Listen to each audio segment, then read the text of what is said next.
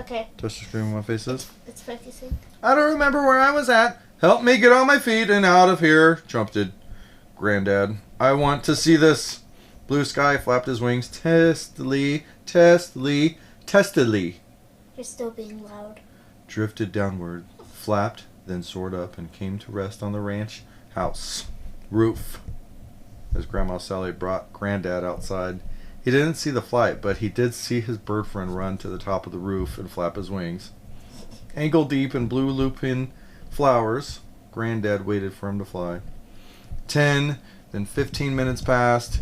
Blue Sky did not fly away. Instead, he strutted along the top of the roof, thrust his chest out, tilted his head upward, jumped backwards, and posed like a Shakespearean actor. Charlie and Singing Bird clapped and cheered while Granddad looked on.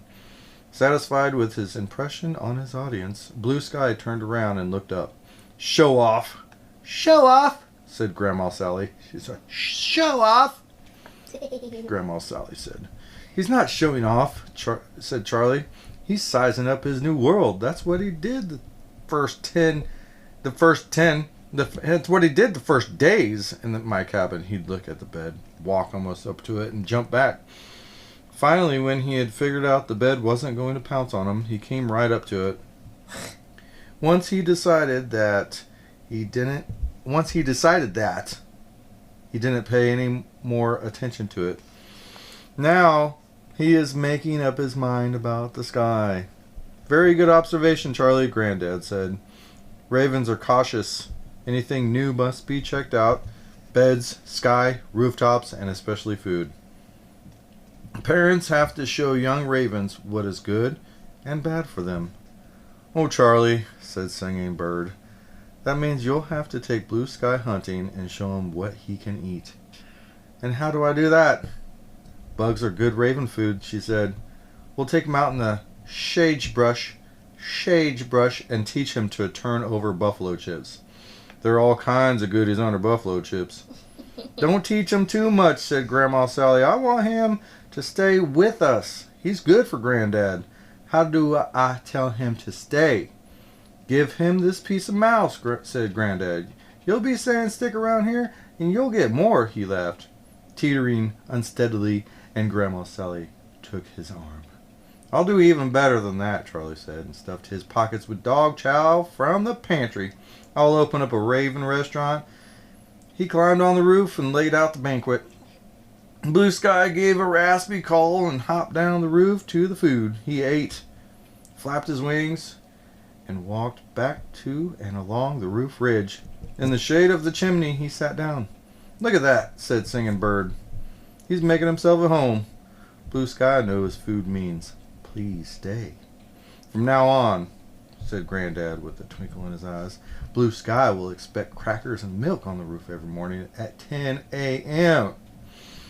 He took out his little notebook and turned to Charlie. You know how he is about routines. What did you write? Singing Bird asked him. Date, time, behavior. I thought you had written, we have a daycare center, said Singing Bird. I did, Granddad said and winked. Charlie was climbing the porch post again. What are you up to now? Granddad called. I'm getting Blue Sky from the roof, he said. Singing Bird and I are going fishing.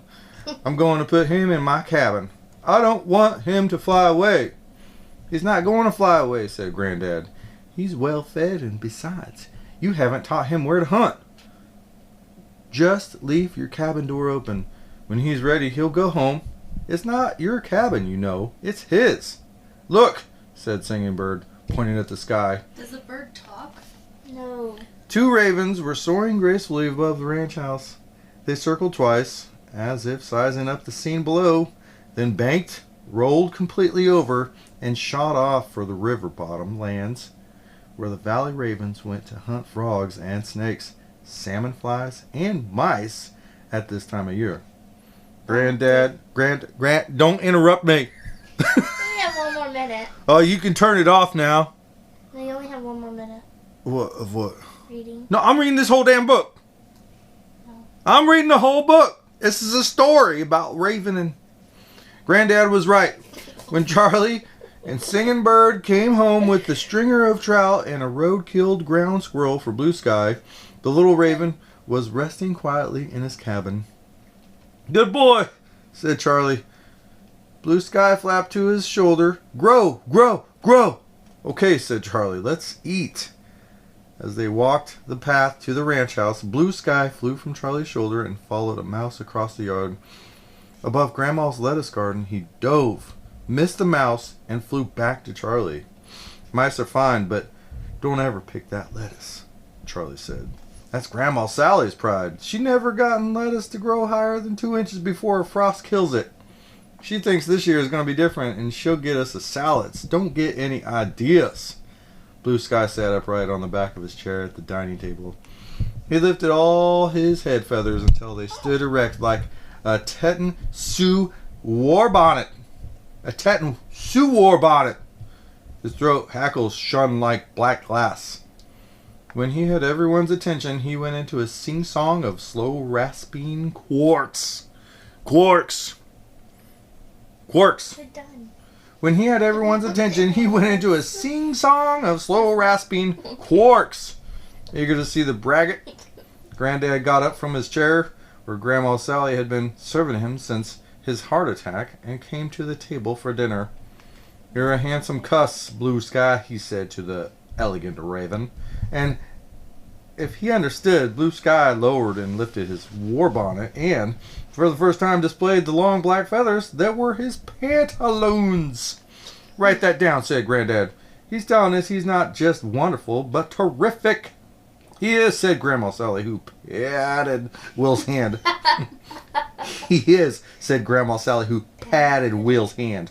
"It's nice to have you at the table, Will." "I'm no better," he said. "Don't take heart. I feel lousy." "Your color is better," Sally said. "I like that raven. That's all it is." Dave, I heard you swallow. I've swallowed all this. That's the chapter. Huh? That's the whole chapter. Okay. Done. Do you want to read more? I do. You can read another chapter if you want. Yes. It's been past your time. You can turn it off. No, you can keep on reading if you Okay, want. hold on.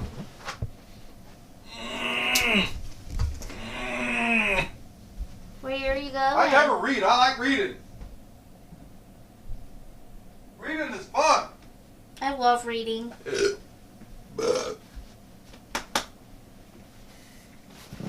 Hi. Okay, where are we at? Chapter 6, Babysitters. Chapter 6. Chapter Okay, 6, Dave. Babysitters. Okay, Dave. So, this time, read how I would read.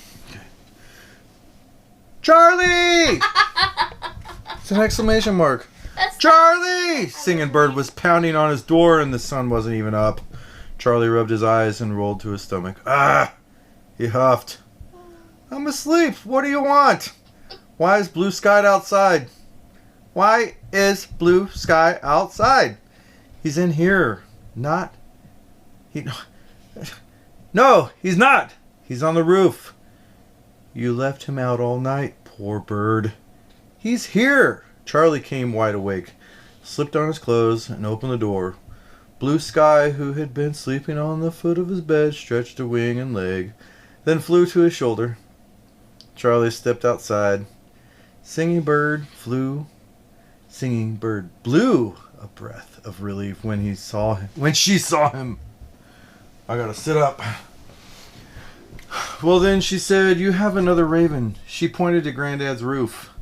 A raven about the size and awkwardness of Blue Sky was halfway down the roof, eating a chopped up mouse. Charlie had not put it there. He suspected Grandma Sally and grinned. Was she going to keep Blue Sky around for Granddad even if it meant chopping up mice? Had she too decided that ravens could cure? Did she think they were good? Good? Blue Sky yelled a short and fast "Quark! Quark! Quark!" The call was loud, fierce. He was saying, "Get the devil out of here." He flew from Charlie's shoulder straight to the bird on the roof to see that it did. The new raven sidled toward him. Sidled? Blue Sky Blue Sky threw up his ears and puffed out his head and throat feathers to say he was boss bird here. The intruder agreed and pulled in its neck, strutting his stuff. Blue Sky then turned off his boss signals and picked up a pine needle from the roof. He presented it to the stranger. "Hey, they know each other," said Singing Bird. "That's in the Ravens owner's dance. Ravens give gifts to friends." "Give gifts to friends," said Charlie. "Give gifts to friends," said Charlie. "Give gifts to friends," said Charlie. That goes in the good column. Granddad, Grandma. Granddad, Grandma.